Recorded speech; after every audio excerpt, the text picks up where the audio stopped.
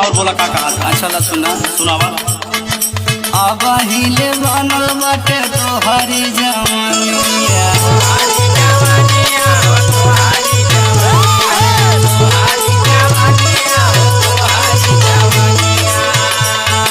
कितना लौंडा तोहरे आगे हो गईल पुरानिया।